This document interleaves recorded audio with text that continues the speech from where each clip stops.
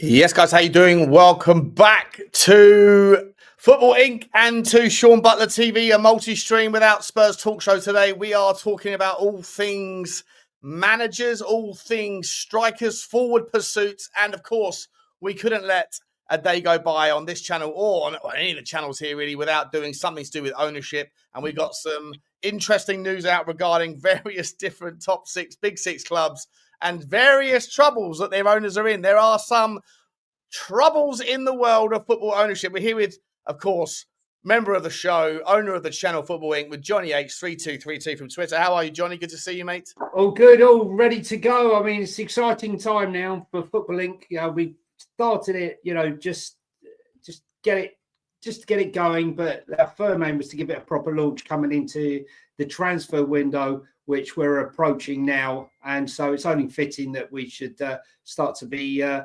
churning out these videos now over the coming months. So if you're watching for the first time, hit the subscribe button and hit the like and comment button and follow us as we go through the summer, because there's going to be a lot of content and a lot of interesting stuff coming through, right, Sean? 100%, mate. Yeah, look, it's a beautiful time of year to get back into the world of all things football, mate. And look, we're going to start off today with a couple of different stories. I think it's 2 or 3 different stories regarding ownership problems, ownership issues with regards one of Chelsea's owners.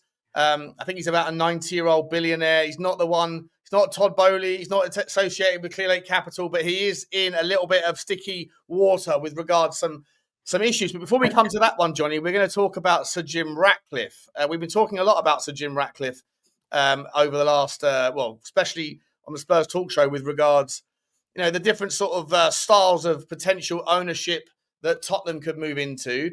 So Jim Ratcliffe is, of course, one of the latest in the Premier League sort of bandwagon of new football owners. And if you're a Manchester United fan, or if you're someone that has observed that whole story, it hasn't been entirely pretty. And we've been wondering why it is that there's stories emerging around, all the way back from last Christmas with Sir Jim Ratcliffe, deciding to cut or curtail the Christmas bonuses of the stewards at the ground, why it is that various ex-players and current managers of Manchester United, apparently, if the stories are true, are willing to do what the owner isn't, which is to pay for the staff to get to Bilbao.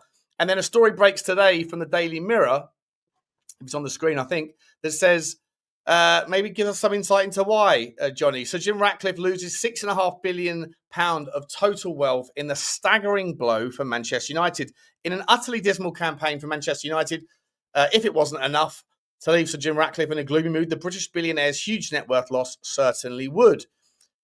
United owner or co-owner Ratcliffe has seen his wealth decrease by almost £6.5 billion over the last 12 months. The British billionaire's staggering loss was the biggest among those included on the Sunday Times Rich List of 2025. Ratcliffe was ranked 4th in the 2024 list and topped the standings in 2018, but he has now fallen to become only the 7th richest individual in Britain. He's down to his last 17 billion, right? You guys out there, Sean and I are thinking about starting a Just Giving page for Sir Jim. When your luck's down and times when you hit the rocks, it's for people like Sean and I to get you back up on your feet. Look, it's a bit of clickbait, but the problem here is with Ratcliffe. As a PR campaign, it's been an absolute disaster. Everyone has fallen foul of him. The tea lady, the car park attendant, Sir Alex Ferguson.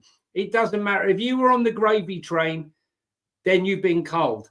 And I don't know if you remember, I think it was March time, he had an interview with Gary Neville where he said that if he hadn't come in and bought the 234 million, they were in desperate need of running out of. Man United were actually running out of money. I'm not sure how true that is, but I think it's going to be some interesting trades and deals coming into this window. Let's just say that this upcoming final between Manchester United and Spurs is massive for both clubs from the financial point of view, because should Spurs win it and Man United don't, they don't have the Champions League money. They've got no European football, and they have a massive, massive wage bill. And they want to buy players. And the players they're going to try and get rid of, they're going to struggle. But when you have an incident like him saying that he's not going to send the staff to the game, and you have Amarin offering to chip in the money, then you have Eric Cantona, and then you have Bruno Fernandes, and then Patrick Evra turned up and said, well, we're going to do this because, obviously the Glazers and Ineos haven't got any money. As I said earlier, Jim Ratcliffe is making Daniel Levy look like Sheikh Mansour. I mean, Spurs fans complain about the ownership, and then, so did Man United, all those protests to get rid of the Glazers, and they brought in Sir Jim Ratcliffe. Sometimes be careful what you wish for. I think some of Man United fans. I'd love to see, Sean, if asked, would you go back to the Glazers or would you stick to Ineos? I don't know how the dice would fall. Probably hate both, but look, I think it's a rock and a hard place. I just think it's the perfect demonstration of be careful what you wish for when you come to any owners that look at their ownership and think that that the grass is always greener. It certainly hasn't proven to be that much greener with Sir Jim Ratcliffe, and certainly not if you're an employee of the football club. And I think that a lot of Manchester United fans were really hoping for some sort of Qatari with Sheikh Jassim. That didn't happen. And ultimately, all I see these days really is kind of additional resentment towards the owners of football clubs who see this as a cash cow. And in terms of Sir Jim Ratcliffe's decline in his wealth, the story sort of goes on to talk about it's really down to investments and obviously Ineos Group and the share prices and those sorts of things being taken a big hit. So it's not necessarily directly relatable to Manchester United, but I think the inference here is, if you were valued at £24 billion as an individual and now you're 17 billion, he's not going to necessarily struggle to obviously pay his energy bills. But what he might have is even more inclination towards doing what we've already seen him do before these sorts of numbers were announced, and that is obviously looking to cost cut. And the story's out right now with regards Manchester United's transfer policies. They're looking like they're trying to get the Liam Delap deal done, wrapped up early for £20 or £25 million, a player that I think that a lot of clubs shouldn't sleep on. And I think that also the Mateus Cunha deal is a deal that obviously, as a Tottenham fan, I think a lot of teams that need a little bit of extra sort of gumption. And we're going to come into that story in a little while in more detail. But there's certainly kind of there's a little bit of like conflicting information regarding, as you said earlier, Simon Jordan sort of scoffed at the idea that these guys, the Manchester United, are broken, that they would have to sort of turn off the lights in Old Trafford in December. They were that close to running out of money. The whole thing is nonsensical. Because obviously that the Glazers have taken out as much as they have, over £1 billion in dividends over the last 25 years, I think it is. And so Jim Ratcliffe hasn't exactly come in and really reinvented anything or done anything to really give any Manchester United fan any confidence. And so again, not to take this back to anything outside of the story necessarily, but I think the takeaway here is even the wealthiest people in the world, they're going to feel the pinch of losing sort of 15% of their net wealth, and they're not going to like it. And therefore, is their intention going to be to put their hand in their pocket? Now, Johnny, what I'd ask you is, with what happened with regards the ATP and the third party payments, sort of rule reconfiguration that happened with Manchester City back in December. Manchester City won that court case, and it does obviously allow there to be more wiggle room with regards to these owners to put their hands in their pockets if they want to, and especially if they have relations with certain third party companies, to be able to get potentially inflated valuations on sponsorship deals. But if you're an owner like Sir Jim Ratcliffe, and as of yet you haven't really shown any willingness to really prioritise the football team, then do you think that with the news today that he's lost as much money as he has on paper, it's all temporary, but do you think that there's any kind of, is that a signal or a demonstration that he's going to sort of change course and get back on board the idea of what United fans were looking for in an owner, or do you think there's going to be more of this sort of stuff to come? I thought it would stop quite a while ago, but it's obviously continued. It sort of reminds me of Oliver, really, the opening scene of Oliver, when Oliver goes and says, "Can I have some more, please?" And they go, "More?" And then you go there and all of the all of the governors are sitting there eating turkey and fine wines and port. You know, I'm sure, you know, that he's not suffering this, but, you know, he's cut, you know, people who have been there 20, 25 years and at the club. And I think that hasn't gone down well with everybody. I think he's made enemies of many people within that club. And I'm not quite sure from a PR point of view, if they don't win the Champions League, how they can get out this financially. They don't have relationships like, say, Aston Villa have with the Saudis, their owner with the Saudis, or Chelsea's a relationship with the Saudis. I mean, Chelsea owned by Clear Lake Capital, and one of the biggest investors in Clear Lake Capital is Saudi PIF. And just so happens when Chelsea were about to fall short, and they've sold the women's team, they've sold the hotel to themselves, that they managed to find a player out in Saudi who's massively overvalued to get them balanced in the PSR and FFP. And the same has happened with Aston Villa, as we often say. Aston Villa have exploited this loophole many, many times. I don't think Manchester United have that, because they don't seem to have any strategic partners, say in the Middle East, that are willing to balance their books. I mean, the only investors in Manchester United, big investors, they burnt their bridges with Jazim, who wanted to buy it. So it's just the Ratcliffe and the Glazers. The Glazers have extorted as much money as they can and have over the last. Hold my beer on that one, mate. We'll find out what happens. You know, there's still a big owner. Let's be honest, right? I mean, they've taken untold millions out of that club on a leveraged buyout. The stadium's falling down. Carrington Road training pitch is falling down. They probably need at least another $2 billion invested into the infrastructure to bring them up to scratch. So it's a story that's going to play out. And you know, as you say, be careful what you wish for. I mean, I think a large majority of the fan base were hoping for the Middle Eastern buyout for obvious reasons. They would have cleared the debts. And they certainly wouldn't have been seeing things like Alex Ferguson being laid off. It just wouldn't have happened, in my mind. They would have been able to win the hearts and minds. And Jim Ratcliffe, being a businessman, doesn't care.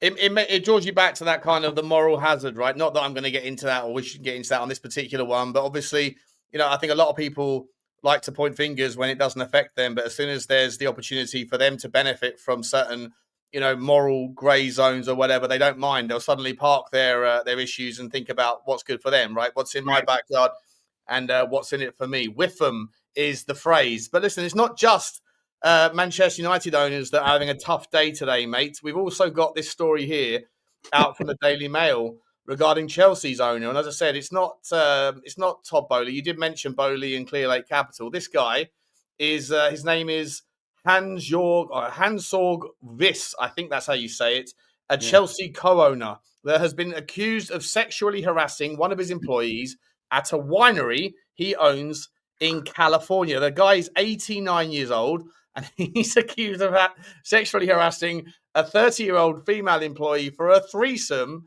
at his Californian wine spot. I mean, you can't make it up, really. Pop her cork. I mean, hang on, darling. Hang on, darling. I mean, Jesus Christ. Hang on. You don't pop it like that, love. Come on. I mean, listen, 89 years of age. It would take him half an hour to get round the desk. I mean, listen, I love these stories, you know, like the girl's probably gone to the press. And hold up. Let's maybe not probably, possibly. Allegedly. Allegedly. Yeah. Right, allegedly. But you know, let's see what the story says for a second before we cover it.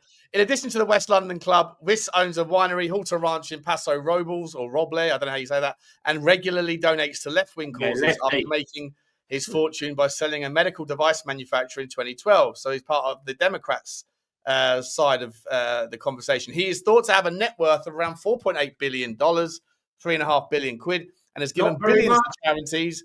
Done very well for himself, and is particularly aligned with environmental causes. The 89-year-old has had a sexual harassment suit filed against him, alleging that he subjected the complainant to unwanted advances. One such advance includes allegedly attempting to initiate a threesome with the complainant, Madison Busby, and her husband, Bryce Mullins. I'm getting Diddy vibes, if I'm entirely honest here. Well, I'm not sure what's going on. However, it further adds that Vice, I don't know how you say it, admitted a potential lawsuit against him would be successful, allegedly saying, if you ever went after me for a sexual harassment, you would win. He's old school. He's old school. He is old school. The lawsuit contains a number of alleged instances of inappropriate behaviour from the Chelsea co-owner while Busby was working at the Halter Ranch winery. The winery has claimed that the allegations are false, stating we intend to vigorously advance the facts that surround their time at the winery and their departure. Listen, it's obviously not directly related to Chelsea. Can we see the allegee? Is that her in the? Oh no, is that her in the? This is obviously one of these two gentlemen is Mr. Yeah, one on the left. Vice, Mr. Vice. Yeah, Mr. Vice. On the left.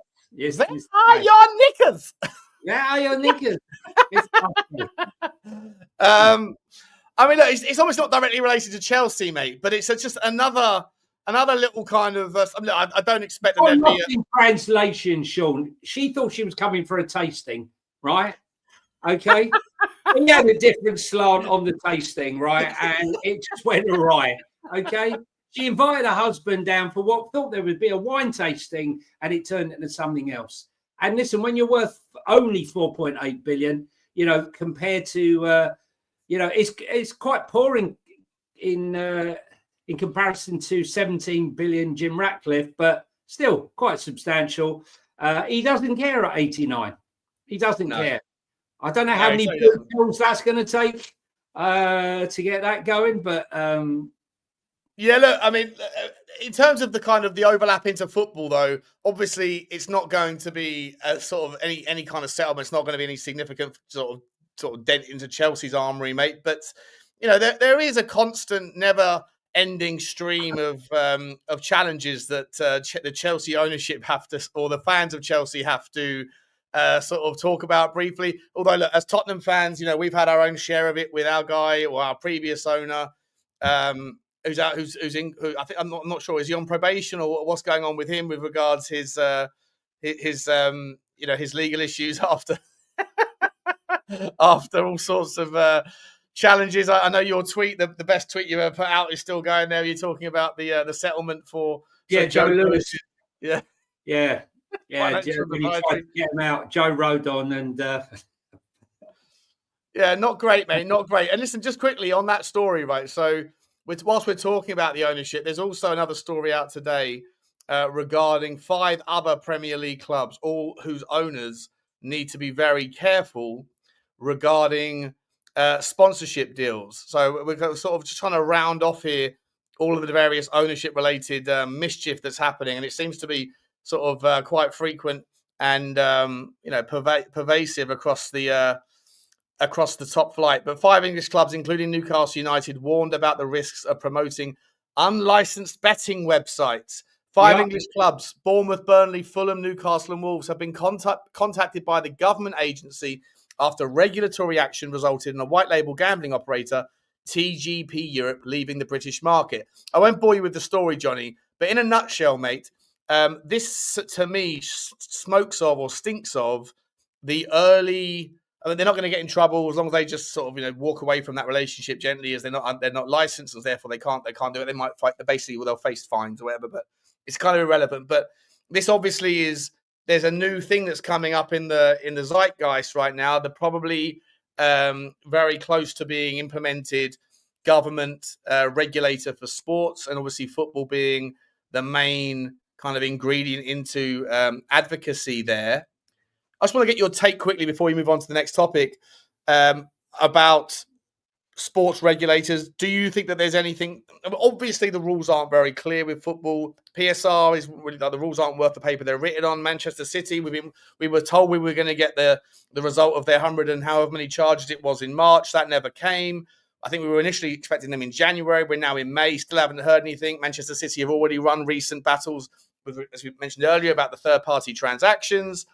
The biggest thing I've said, the biggest problem in football, biggest problem for Tottenham, biggest problem for many clubs is the inability for there to be a coherent set of rules that are enforceable and that are not very easy to dance through. Johnny, as you know, you and I have already come up with in the last 18 months, 10 ways for certain clubs to be able to dance through the PSR rules, and they did that 24 hours later. Is the government regulator a pathway towards clarity, or is it just like another way that the government want to get their oar in to things that they're not educated experts in, and that their competency levels, if replicated by what we see in every other walk of life, will just make the water even more murky? Listen, it's laughable. They can't run the country. They couldn't run a brothel, yet they want to get involved in, running football. Okay. Even the Premier League can't run its own house. Okay. They struggle to run its own house. I mean, you've got the Premier League spending millions, tens of millions of pounds fighting its own members. Manchester City, Leicester. I mean, millions and millions of pounds and lawyers. No, I think it's laughable. You've got someone. Look, we got people in football who don't understand football, right?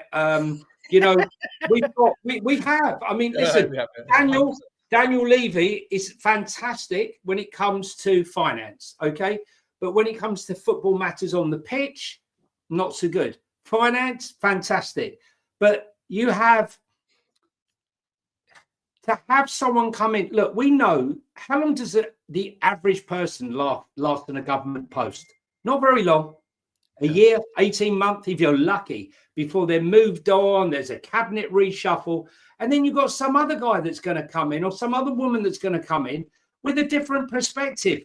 We need continuity. We need the direction. And for me, it's up to the Premier League with the billions that come into the league to get its house in order.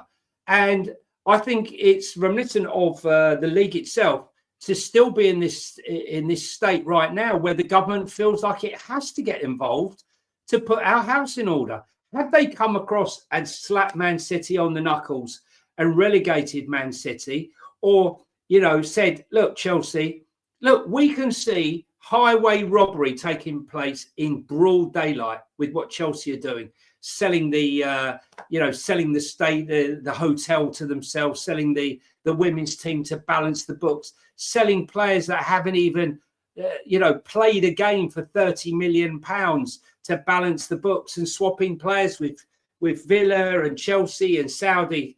It's there. Sean and I, you and I have been talking about it endlessly, and yet nothing hardly gets said about it. It's like the unsaid. Well, it's not the unsaid. It's happening in broad daylight. So if we could get our house in order and stop the government. The hardest thing, though, Johnny, right? Like, I just think it's turkeys voting for Christmas. I don't think that the smartest minds in the room are not the ones that are making the laws. They're the ones that are finding wiggle room to get around it. And they're very, very clever at it. I'm not coming at this from the perspective of a Tottenham fan. I'm genuinely coming at it from the perspective of a football fan. That I think the Premier League has got relatively boring at the top and the bottom end of the of the league, right? The top three, the best three teams from the Championship come up and they go straight back down because the parachute payments aren't enough. The top teams win everything. You're starting to see, at least in sort of contemporary moments, a little bit of a changing of the guard in the maybe 3 or 4 teams that are outside the big 2 or 3 that are competing, which will be interesting. And I certainly think that next season there'll be like eight teams that could be competing for Champions League spots. But you know what? That's actually probably the most fascinating area of the game, because I think a lot of the bigger clubs, teams like Manchester City, and don't get me wrong, if they're going to sign players, and we'll talk about that in a second, but players like Florian Wirtz, maybe they're going to Liverpool. With Omar Mouche, Manchester City are certainly doing bits to make this season a one-off rather than a new par for the course.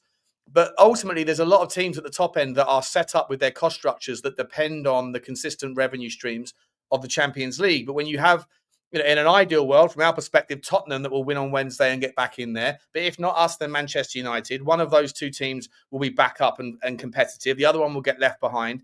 Aston Villa, with their relationships, like you aforementioned, will always seemingly find a way to make the numbers work. Chelsea always can do it. Liverpool aren't going anywhere. Arsenal aren't, and neither are Chelsea with the World Club Cup, etc. So it's going to be interesting when you have 7 or 8 teams that will now be competitive for the 4 or 5 spots in the Champions League, because a lot of these teams are set up that rely on the Champions League revenue. But other than that, over the last sort of 10 years, I'd say that the Premier League's become quite boring. And it's in no small part because there's a bit of a cartel on one side, a group of dissidents that are moving away from the Premier League lawmakers, and the rules as they stand with regards to how many approvals you need for certain things to change. It doesn't really behoove a competitive and level playing field. And the specific question was, is the government going to make it better or worse? I don't think it makes it better, but then I don't think the Premier League are going to make it any better either. I think it's basically the lesser of two evils. I'd probably rather the government stay out of it, but at the same time, I don't have that much faith in the Premier League lawmakers to do a better job because they're not the smartest guys in the room. Well, listen, look, just big game tonight, Aston Villa Spurs. Now, should Aston Villa fail to get that top 5, we know with 96% of their income being spent on wages, it's not sustainable without Champions League football, 100%. So we will see, as we've discussed, Sean, many times in the summer, all of a sudden, Aston Villa players going to Saudi Arabia for vastly inflated fees to balance with their friends in Saudi Arabia to balance their books of their Egyptian owner because they have this relationship. You just know, we already know the transfers that are going to emerge in that direction. It's going to be Emi Martinez and Bailey, right? And they're going to be overinflated. Like, it is what it is. You have to sort of shake hands with it. They figured out a method to make it work. It would be great if there was some global regulator of sport that didn't have to be the UK government based, that could make sure that teams like Saudi Arabia have to participate by the same merits that the rest of the teams in Europe do.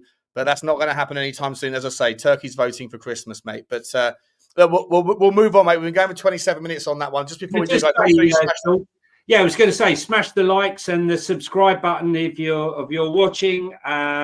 Loads more content coming. We need your sub. I like to ask for them, but we need them to help the channel grow and bring you more content. Yeah. We're banging out 2 videos a day, hopefully, on Football Link about whatever's going on in the world. Just quickly, Simon Ulster, this is a nice one for you, Johnny. There's always great measured content on both channels, Sean.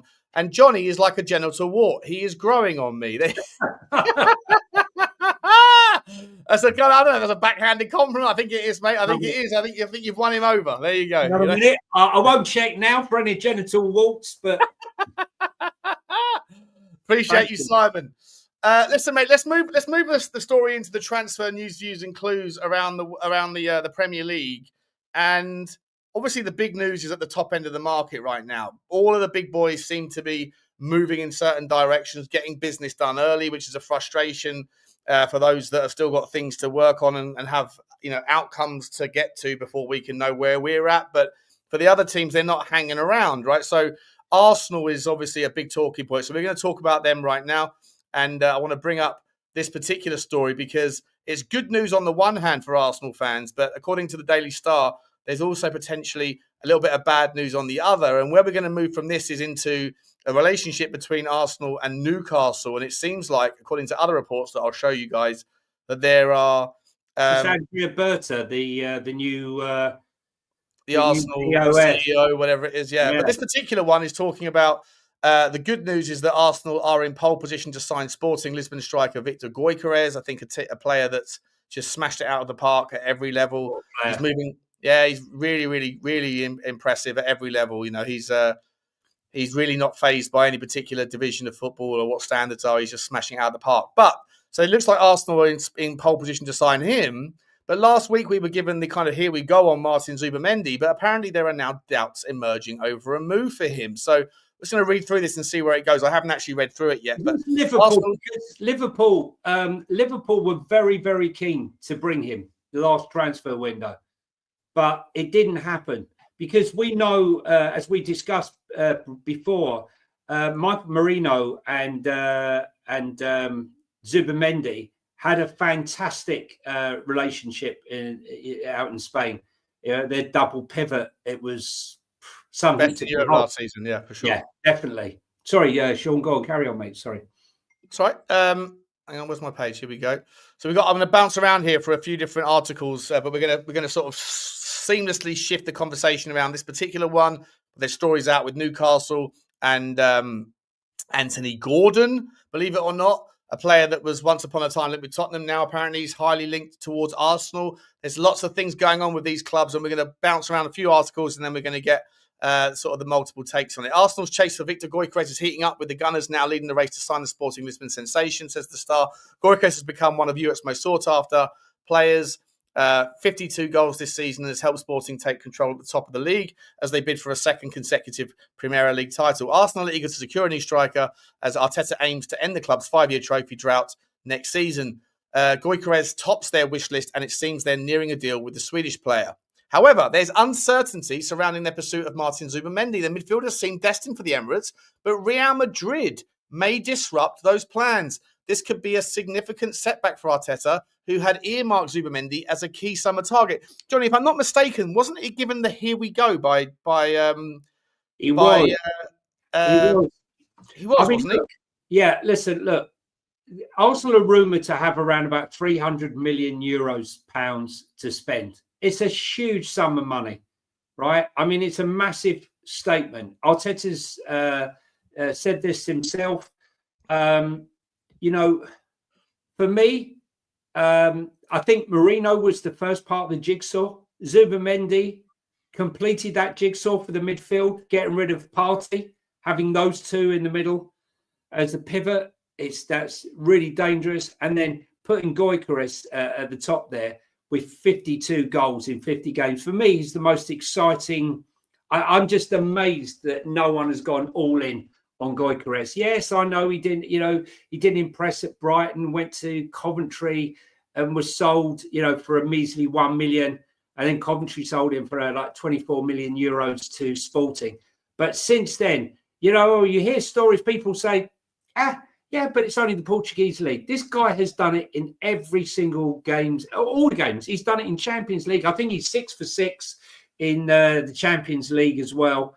The one club that you these days that you tout with, not you, but we all do, with their unbelievable scouting, which this story demonstrates. But maybe they're licking their wounds on the potential of what they've given up here with Brighton. I think they sold him to Coventry for £600,000 they sold him for? £1 million. They sold him for. And then Coventry sold him for how much?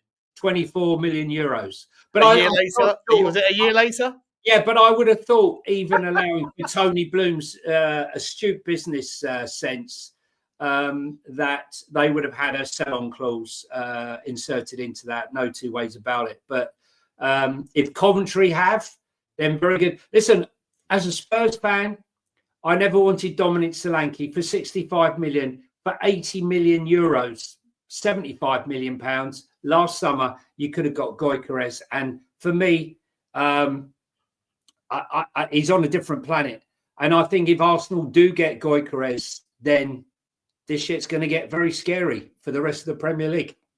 I really do believe. Let's just pivot for a second then, because it sounds like Real Madrid are trying to scupper the deal. And let's be honest, there's very few teams, as much as it kills me to say, there's very, very few teams in the world that have a bigger draw than Arsenal. Maybe there's one or two, possibly three in the Premier League, but that's just because of historical success. But around Europe, if Arsenal want someone and are willing to pay, then they usually get their man. And they're certainly fishing in a slightly bigger pond than where we would like our guys to be fishing. However, Real Madrid always get their guy.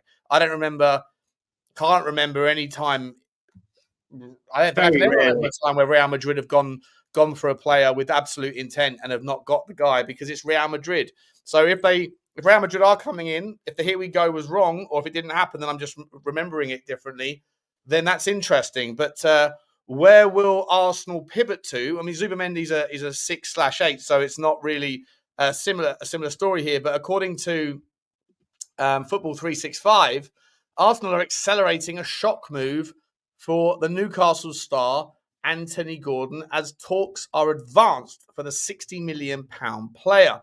Arsenal are reportedly accelerating a shock move for star Anthony Gordon, and the Magpies might have to accept a suitable offer for the England international. Andrea Berto is set for a busy first summer as Arsenal's new sporting director, amid reports suggesting he has £300 million to spend. There you go, mate, as you said, on new signings for Arteta.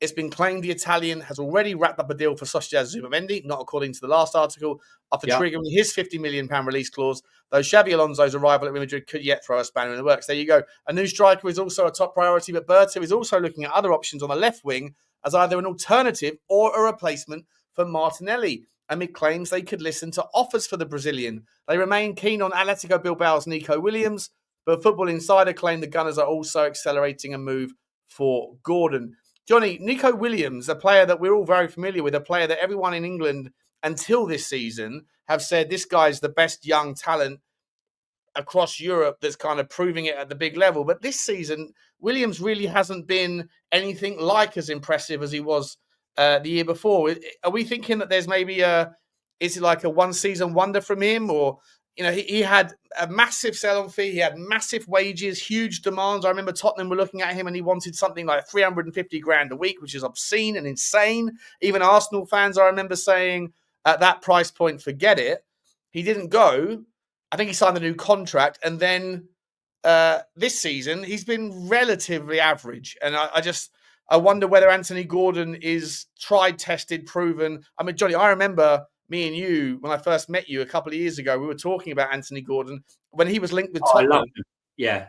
When he was linked with Tottenham, all Tottenham fans that I knew were saying, don't want that guy. Yeah. He's an ungrateful bozo from Everton, all that stuff. I was like, you're wrong about him. He's a really, really good player. I remember the game at our club at Spurs when we absolutely demolished Everton. Yet there was one player that stood out head and shoulders above everyone on the pitch, and that was Anthony Gordon. He chased, he harried, he worked his nuts off, and he was a real standout. Listen, he's only 24. He's had an up and down season with injuries. I think in the Premier League, it's 6 goals, 6 assists, which is not to be sneezed at. But it's interesting, with Martinelli there. I mean, Gordon can play left, right, or he can through the middle. But Gordon could do it. Gordon, I just think if you're comparing Nico Williams to Anthony Gordon, they play in the same position, but I think it's apples and oranges, isn't it? They're not the same sort of player. Well, Nico Williams, as you say, has not been outstanding this season. He got a big wage rise, and I really expected in the game at Bilbao in the first leg against Man United for him and his brother to be the standouts. And there really were almost no shows really in that game. And strangely enough, both him and his brother got injured and didn't even take part in the second leg. But maybe that's the perfect time to make a purchase, just where the form's dipped and questions are being asked, where you can maybe negotiate on a price. Sometimes that can be it's the wages, though. I think the prices Arsenal can afford the price. It's not a problem for Arsenal. Yeah, but does the guy deserve his demands? Like if he's got ambitions to earn 300 grand a week, that's putting him in the top. That's a top 1% player. He's not a top 1% player for me. He's nowhere near it. Arsenal pay the wages, Sean. We don't. Many clubs don't. Man United do. Arsenal do. But how many times have Manchester United, Man United, are in the financial difficulties that they're in because of their willingness to pay those sorts of wages for players that don't deserve it? Rashford, Casemiro, just to name but a few. But even Mason Mount's on nearly 300 grand a week. And how many? I think it's 250 plus. Yeah, but insane money for players that just that are a bit part. And I'm not saying that. Nico Williams is a bit part player. Maybe he's just having a bit of a rough patch, and that's fine. But I just think that if he's going to continue to have those demands, I don't think you've earned it in that way. Where I would argue, though, is I think there's a player out in Germany who, because of Borussia Dortmund, and I mean, I was doing an article earlier with about Tottenham stuff, a report that Tottenham might be. like massively smaller fish here, but we might be slightly accelerated in our pursuit of Joe Bellingham because of apparently Borussia Dortmund's, seemingly difficult situation with regards no guarantees of Champions League football, etc. And they were going to be looking at Joe Bellingham. If they're now out of the way because of that, then Tottenham can steal a march. But is there a player in Dortmund, in Adeyemi, that might be a cheaper alternative that can play off the left, can play off the right, can even play in the 9 if necessary, that might be a little bit more Nico Williams-esque than he is Anthony Gordon-esque, but that maybe comes with a little bit more of what Arsenal need, and maybe doesn't have the UK and the Premier League and the English tax, or the sort of that homegrown tax thing, but might be a solution for Arsenal. I haven't seen any links, but I just wonder whether that might be something that might materialise. For me, form is temporary, class is permanent. And, he is a class act, but his form at the moment, temporary, has been poor. Whatever it is, whether it's off field distractions. Look at Leao at AC Milan. How he was touted as this new big thing. He's on massive wages. They kept him. And, now he's busy making rap music and stuff like that, outside distractions. But the thing is, if you're smart, when you're doing your recruitment and you're looking at the bigger picture and you feel, look, sometimes the best time to strike was when, he's just having that dip in form where questions are being answered, that you can maybe negotiate a price for him because he's still very young. I don't know. I mean, for me, Arsenal is striker, and I'm a midfielder to replace Partey. Maybe Anthony Gordon for competition for Martinelli. I don't see them getting rid of Martinelli personally. I think they will sell quite a few players, though, Arsenal. They have assets there with great sell-on value, like they have done in the last few years, raising nice money, whether it's Granit Xhaka, Nketiah, Smith Rowe. There's been quite a lot, 25, 30 million. They all add up. And I think Arsenal are going to be quite frightening next year if they pull off these deals. So I think personally, they're going to buy a big striker. Is Sesko more likely? Is this is Gyökeres sort of the one they're mentioning, but really they're going to go for Sesko? Well, listen, I mean, look, one story. This trend today seems to be that Newcastle and Arsenal. I was saying before, Johnny, to you, how I feel like Tottenham and Aston Villa are striking up a little bit of a micro feud there. We've got that game to watch tonight. By the way, Johnny and I are going to be doing the live stream on that, the watch along at 6 p.m. on the Spurs Talk Show. So if you're interested, get over and watch that one. But it feels like maybe Newcastle and Arsenal are having a little bit of a rivalry here in the transfer market. There's this story. There's two more stories, right? This particular one here that I've got on the screen is around Newcastle are looking to hijack Arsenal's attempt to sign goalkeeper Juan Garcia of Espanyol, and that Arsenal may or may not lose this battle because Juan Garcia can come in and compete in the top end with Newcastle, but it's unlikely for him to really have that opportunity against David Raya. Thoughts on this particular player, mate? He's a looks to me like a really interesting top drawer goalkeeper. I think you were saying earlier, I didn't realise this, but Arsenal have got a lone goalkeeper at the moment, haven't they, from Bournemouth? Neto, exactly. Yeah. So, go on. Sorry, I was going to say, I find it incredible. Arsenal's background and history with goalkeepers. Certain clubs struggle to find a good goalkeeper.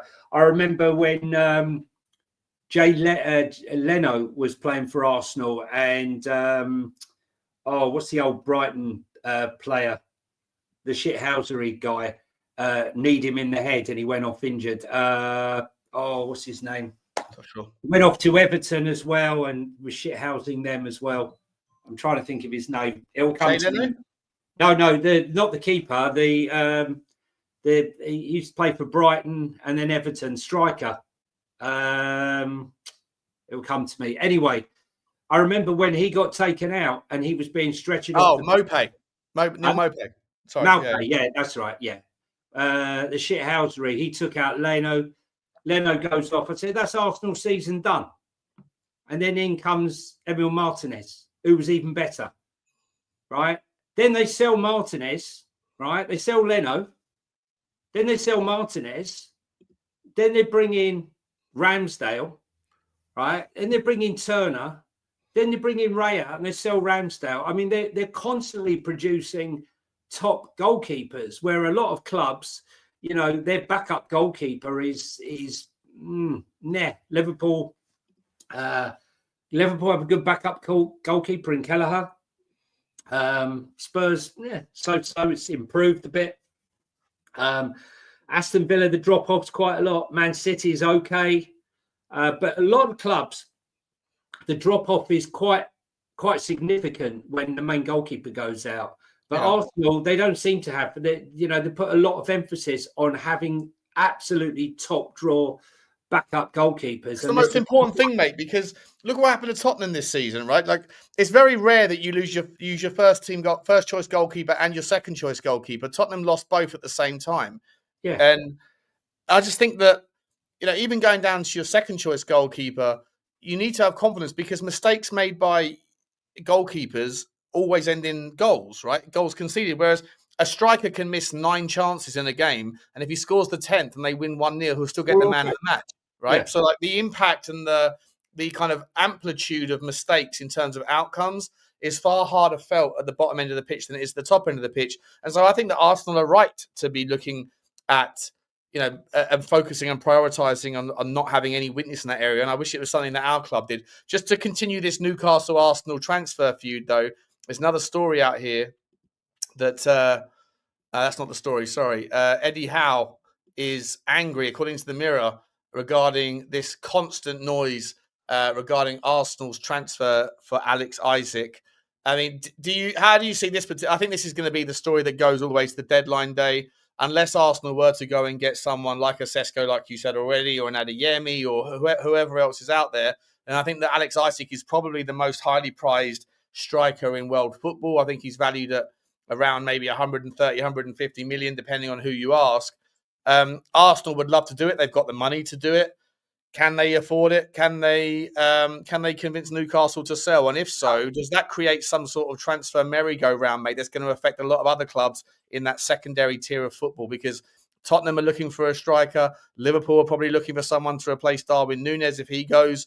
You know, Xiao Pedro is linked there. There's a whole kind of domino effect of what this particular striker deal might or might not create. What's your thoughts on Alex Isak to Arsenal?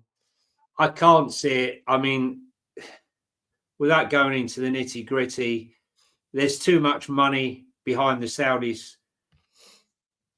You know, there are ways of enticing Alexander Isak to stay, offering him all the gold that he can eat. We saw what happened when Donald Trump went to Saudi Arabia, and Qatar offered him a nice little jet as a present. You know, like it was a bauble. They can offer him homes. They can offer him all manner of things, which will be water off a duck's back to them. But you know, could be life changing for him. Is there any reason for him to leave? I don't believe so.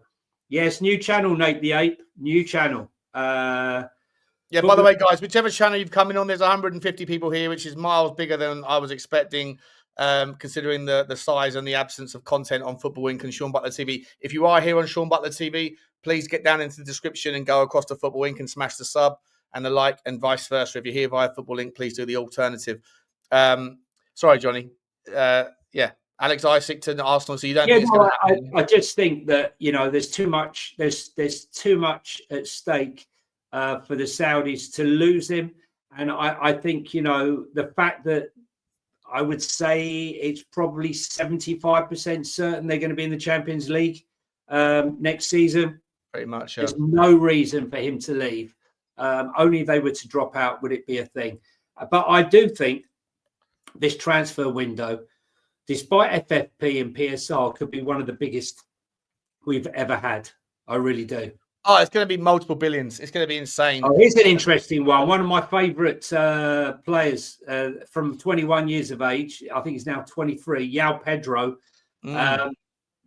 He's on everyone's lips at the moment. Yeah, he's a really good player.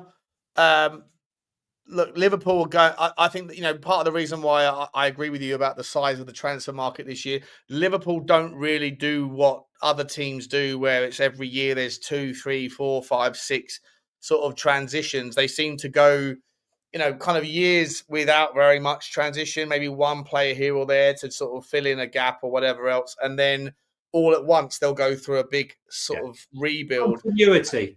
Yeah, and I think that Liverpool are about to go through it, right? I think Liverpool this summer are going to be busy. There's not just Darwin Núñez. Obviously, Mo Salah's decided to stay, but they're going to have to be looking for a right back to replace Trent Alexander-Arnold. This noise that Frimpong is done, and that's going to create its own merry-go-round in, I think, a position in the football team, Johnny, that I'd argue is almost more important for teams at the top end of European football that play such kind of fluid and possession-based football, especially if they want to pivot to various systems. I think that wing-back / full-back positions are almost as few and far between in terms of the top quality as strikers are, and they're in just as much high demand and just as short supply. And so I think if Liverpool can replace Trent with Frimpong, that's an absolute wonder. Different type of player, but a wonderful fill-in, and we'll see where that goes. But in terms of this particular story, Liverpool looking to replace Darwin Núñez with Xiao Pedro. Now, Xiao Pedro, as you say, you're a big fan of his. Where does Darwin Núñez go? Does Darwin Núñez get any bites from the Premier League? And if so, at what price point? Or do you see him moving on to a different league that maybe is a little bit more of a, I don't know, maybe a slightly slower game for him to be able to use his strength and his whatever skill set? I'm not a fan of. I think Núñez is a bozo. But what's your take on it? You say that because I actually thought he was going to be absolutely fantastic. I must admit, when he first came up, watching him in Europe before he arrived, some of his finishing was just unbelievable. Confidence breeds confidence. And they're talking of confidence. Does anyone know where Liverpool are storing Chiesa? Because I mean, he came. It's like they put him in hiding, or they put him in storage somewhere. Look, yeah. I think there is a player in Darwin Núñez. I think he gets himself into the positions. He's got strength. He's got pace. He's got so much going for him. But then he just goes into like a panic attack when he's in front of the goal. Never used to be. I think he needs a top sports psychologist to get on him. I think there's definitely a player in there. He has all the main attributes. I don't think there is, mate. I think he's. Listen, look, he hasn't done it. Yeah, look, he hasn't done it. But look, if you put Xiao Pedro in that Liverpool team, I think he's banging in a lot of goals. I really do, and I think I feel sorry for the striker, but I think he might find himself out in Spain, Núñez. But there is a player there. I hear what you're saying. It's hard. A player there, mate. You don't move for what was it? 70? Was it 70 or 80 million he cost? He's not like Timo Werner, who, he's just. No one's like Timo Werner, mate. No one gives you boost gumps like Timo Werner. I got into a lot of trouble saying he's sitting at home eating schnitzel and sauerkraut. I got into a lot of trouble over that. I just got a bit fed up, when you pay someone £17.8 million. Mate, we are the least woke football channel in the game. I know, we ain't woke, but it's bloody. No, it's definitely not racism, guys. It's banter, it's football banter. Look, I wouldn't complain if he was at Spurs. I've got to be honest. Don't even go there, mate. No. He's Richarlison, Mac too, no, mate. Listen, I'm just saying, I think if you can recover that mental side of him, whoever gets to him, who gets inside his head and gets that negativity once he's inside a goal, is going to get that striker back on track. Possibly, mate, but you're paying a lot of money. Liverpool paid a fortune for a guy. They're not going to get that back, are they? You look at, a lot. Not to get them. We're not going to tell this on Tottenham at all, but a lot of Tottenham fans look at our lack of willingness to spend the big money. When you look around the clubs that haven't really been perennial successes, I know Liverpool had a phenomenal year, but I don't think it was necessarily down to Darwin Núñez. But you look at the likes of Manchester United, how much they spent on Anthony, and look what he's doing in Spain now, right? He's absolutely killing it. You look at people like Darwin Núñez, look how much he's killing it, or how much they spent on him. I think he would kill it in a different league. I think the Premier League is a different beast. It needs a specific type of player. You 100%. can't pay that money. You can't spend that kind of weekly wage on a guy and then also have to worry about someone's mentality. If you're going to survive and succeed and thrive in the Premier League and be the very best at the very best clubs, you need to be a monster up here. And if you don't have that yet, then you shouldn't come to a club like Liverpool and expect someone else to have to train you on how to think better. That's you're right. A little bit inground, in my opinion. Yeah, no, you're right. I mean, he has the physicality for the Premier League. He has the pace for the Premier League. But there's something missing in his noggin, right? When he gets in front of that goal. I mean, it's quite baffling. Look, they say confidence breeds confidence, and I think it's all about Manor Solomon. yeah. We're Solomon fans. I'm a Solomon fan. I'm not a fan. I'm not a fan of him. I'm sure if he's a you're, lovely guy. If you're a Leeds fan and you're watching this, by any slim chance, drop. Pay us 20 million, please. If you're a Leeds fan, drop us a comment. Yeah, What else did we have there, Shawnee? I think that's kind of it, man. Well, there's a couple other stories here for you. There's about Enzo Maresca. We're going to continue on this front here, just to round it off. We've got a couple of stories here, but Enzo Maresca confirms plan. So just to say here, Sean, right? Yeah. We've got how many clubs are we chasing the very few strikers out there? We got Chelsea, we got Manchester United, we got Man United chasing Cunha potentially. I mean, what club wouldn't want him? You got Chelsea chasing strikers, and Cuckoo's going. Nicholas Jackson's too busy with his forearm smash. Arsenal are looking for a striker.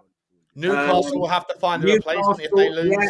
Tottenham are looking for someone else to come in. There's lots of clubs, and there's very few strikers, top strikers. We're looking at probably Sesko, Victor Osimhen, Isak, Cunha. Is that it? Yeah, I wonder if some of Europeans sort of B team, no disrespect to them, but that kind of secondary tier are going to lose some of their talent. We saw Omar Mamouche leave to City, and he's slotted in like a hand to glove. I wonder if Ekitike is the next one to leave that club, because he's done really well. I mean, Romero did a great job curtailing him in our Europa League game, but he's got a real talent. That guy. You look at players like Sir Guirassy. For you guys, he's at Frankfurt. Etete, just for the people who didn't know, he's at Eintracht Frankfurt. Yeah, Ekitike, he's at Frankfurt. He's a beast of a player. I think he's going to go on to big things, and he'll.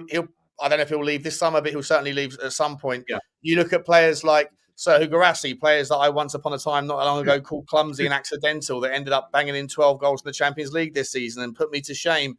You look at even players like El Yawahi, by the way, who were doing brilliant things in France and went to Frankfurt. He got injured, but he's an absolute talent. You look at Jonathan David, right? He's going to leave Lille and go to. He's going to looks like he's going to Napoli, right? So there's a lot of transition. What about Dusan Vlahovic? Links that Tottenham are going to be offered him for £20 million. And to be entirely honest, Johnny, I'm not as big a fan of Vlahovic as I once was. I loved him at Fiorentina. I don't think he's really smashed it out of the park at Juventus. His numbers aren't horrendous, but they're really not. They're not impressive. Great. But I look at him and wonder, why is it that I still have a feeling that he could hit the numbers in the Premier League? And when you're talking about the dry market, lots of demand, very little supply. Juventus need to get him off the books. He's too expensive for them on a salary. He's got 1 year left on his contract. 20 million quid's the touted price. Is he good enough for Tottenham? Or even, is he good enough to replace someone like Isak at Newcastle? Is he good enough to go into Arsenal? Arsenal were looking at him 2 years ago. Does Vlahovic get a second wind in the Premier League and a second chance? It's a sneaky transfer. And this is what I was saying to you. It's about picking up value in the transfer market just when it looks like the form's dipping and the players going. I mean, Vlahovic, believe it or not, is still only 25 years of age. Still only 25. He's not even reached his prime. So, I agree with you. When he was at Fiorentina, he was probably one of the hottest tickets in town around Europe. And Juventus fought off a lot of players. What do they play? 60, 80 million euros for him? I can't remember. They paid big money for him a couple of years ago. But and I think he gets paid something like 300 grand a week. But I mean, listen, he's only played something like 56% of the matches this season. That's not what you expect when you're paying that sort of money. And his goal numbers, I'm sure we got them up there, Sean, but they're not outstanding, are they, this season? I think he scored something like a G or an A, a goal contribution in something like 38%, 40% of his games, right? Which, it's not top draw, and it certainly isn't 300 grand a week sort of returns. No. And that's doing it in Juve. And this is when I sit there and go, well, we talk about Manos Solomon. I know I'll wind you up about it, but his numbers in the Championship look sensational. But I always make the argument, well, there's a reason why the three teams go up, come straight back down again, because they just don't get that chance. And I wonder whether or not, if you can't score more than 1 in every 2, or GA in 1 in every 2 in Juve, a team that is always at the top of Serie A, and you're not a player that's blessed with pace. You're not. He is incredibly gifted with his feet when he wants to be. He's very strong. He's very powerful in the air. He's good. He's a really good player. I'm not taking anything away from him.